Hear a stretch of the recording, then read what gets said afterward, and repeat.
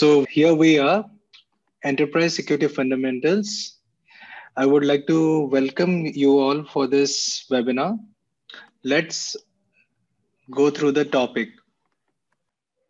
Here we will cover what is enterprise security, enterprise security architecture, why is enterprise security important, some of the infamous breaches that we should know, security skill gap, and lastly, the career opportunities.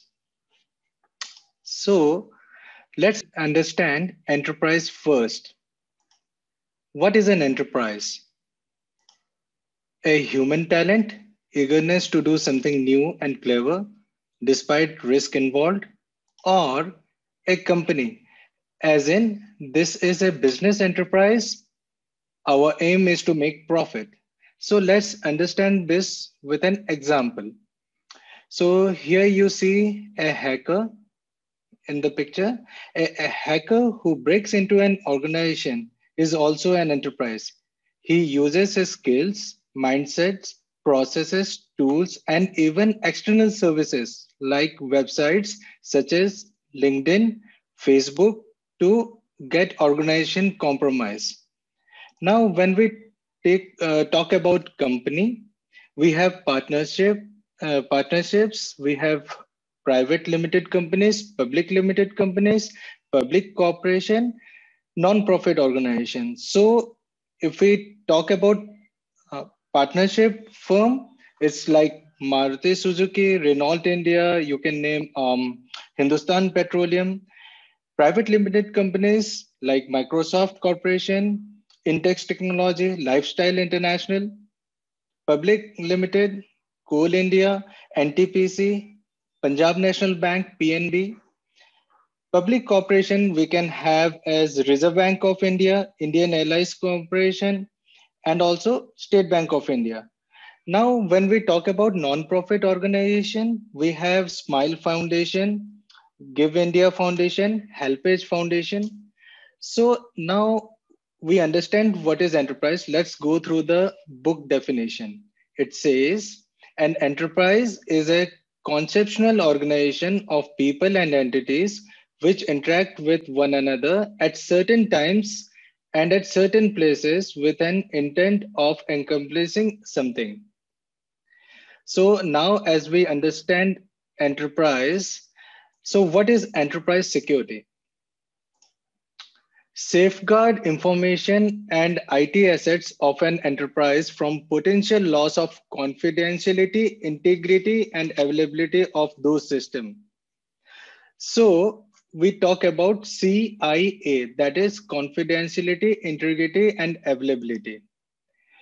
What confidentiality means? Property that information is not given to or disclosed to unauthorized individual, entities, or processes.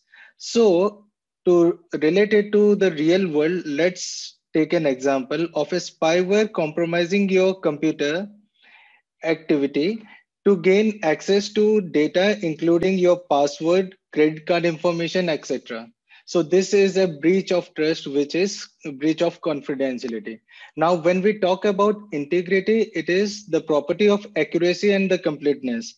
So hacker modifying social media such as Facebook profile, post contents on your behalf, which violates the integrity of your profile. Now, when we talk about availability, availability is the property of being attainable and of use upon demand by an authorized entity. So to understand this, uh, hackers perform denial of service attack, which is known as DOS, to make your web services unavailable, like putting down a website, making your bank transaction unavailable. So this comes under availability. Now let's move into the next section, which is enterprise security architecture. So in enterprise security architecture, we do a logical grouping of zones. So these zones are termed as trusted zone, untrusted zone, and DMZ. DMZ stands for demilitarized zone. All right. So let's see what's there in the trusted zone. We have user LAN, core network, data center zone. So when we talk about user LAN, an organization where the staff are working. So that particular working area is termed as user LAN. Core network is the backbone network of the enterprise. And when we talk about the data center zone, it is where all the services are hosted. For example, your authentication server, okay, your AD server, everything is hosted over there. Now let's talk about the untrusted zone. So of course, internet is external to the enterprise, so it is untrusted. We have merger or acquiring entities and the service providers. So these come under untrusted zone. So service provider, for instance, Tata, Reliance, anyone who is providing internet facility, the ISP providers, these come under the service provider part. Now let's talk about DMZ, that is demilitarized zone. So for instance, there is an organization who actually hosts a website or has a hosting server. So these all web servers are placed in DMZ. Wireless connectivity zone, for instance, if your organization is a coffee shop like CCD, yeah, wherein you have your Wi-Fi that is shared to the customer also, as well as you do your office work from there. So that particular Wi-Fi connectivity zone is under DMZ. And WAN connectivity is mostly considered for the ISPs. So that consists of WAN connectivity, wherein you can get a link between two organizations which are geographically apart. Now let's move to why enterprise security is important. To maintain privacy of sensitive information. Secondly, to prevent from state-sponsored cyber attack. Then to prevent damage to business and loss of jobs. To prevent increase in cybercrime due to fast changing technologies. Also, human are the weakest link. So for instance, let's consider that we have used all kind of technology and security controls to secure our organization. However, we humans are not security vigilant or aware.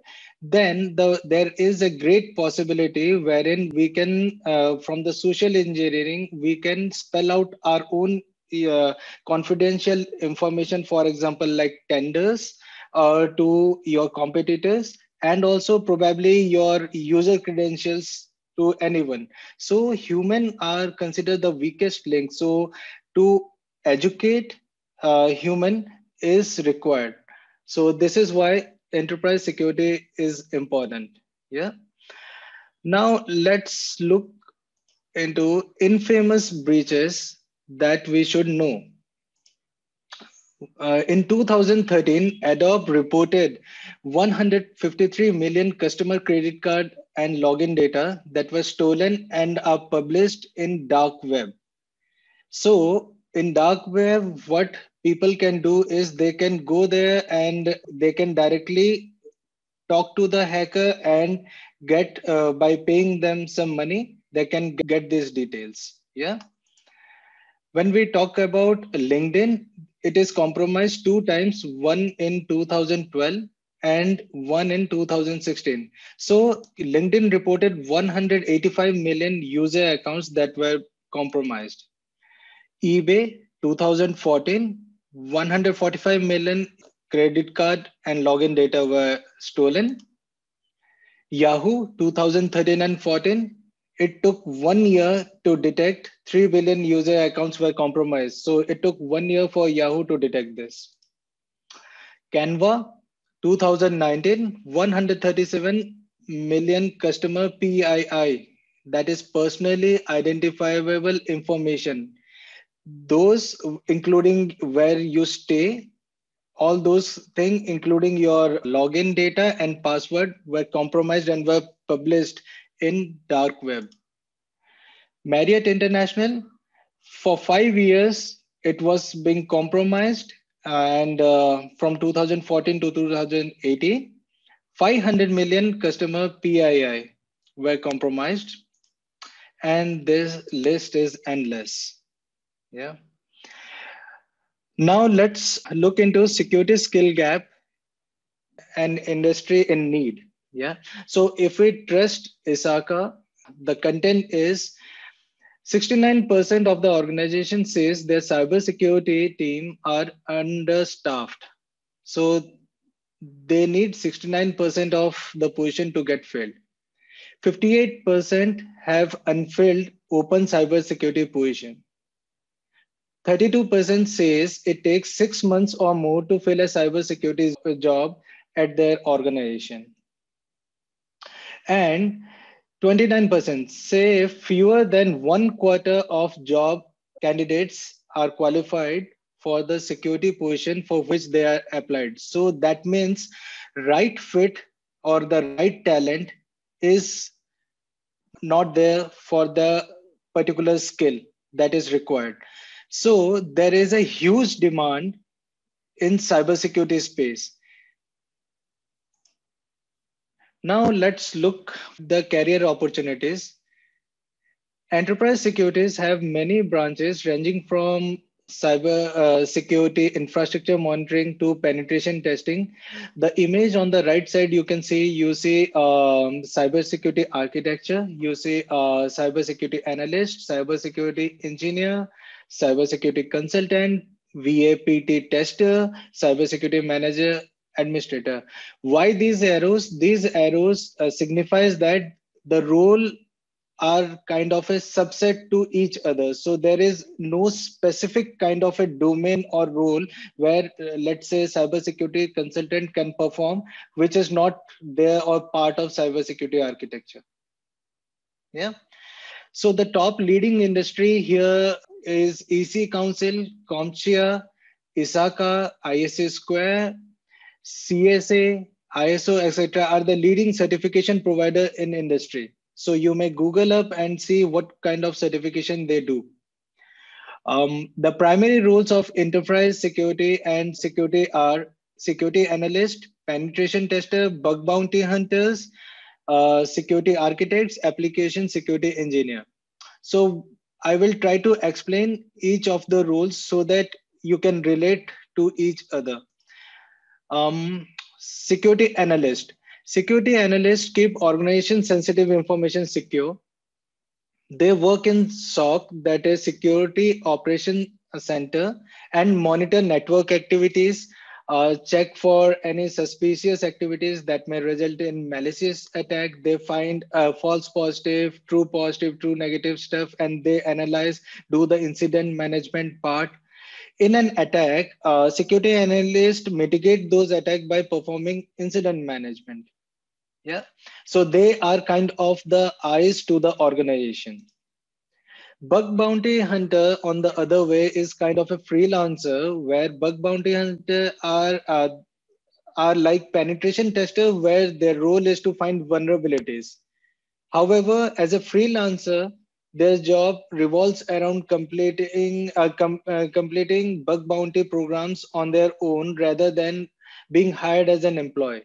So company sets reward to individual that are successful in finding vulnerabilities. Of course, they need to report and they need to suggest the mitigation plan. And company really heavily pay the perks to these guys. So it's a freelancing kind of a job. Penetration tester. The responsibility of penetration tester involves exploiting vulnerabilities and gain access to a given target. So the target could be infrastructure, web applications, desktops, etc. Finding vulnerabilities allow companies to create plans to reduce those vulnerabilities. That means reduce the risk. Yeah. So there are many types of penetration testing, like black box testing is there, white box testing is there. So there are many flavors of penetration testing.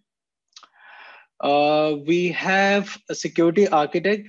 Responsibility of security architect is to design, test, and implement security systems within an organization network. They do security assessment of current security systems, and they will make recommendation on new solution to implement or upgrade. So for instance, they do a general gap analysis in terms of security assessment. So what they do, they assess the current state, what is the risk posture for the organization at the moment. So if risk is under the appetite, then it is okay. If not, they will suggest what should be the best risk posture, the best guard we can plot on, so that we can mitigate those and have our information protected. So this is kind of a work that system architect do.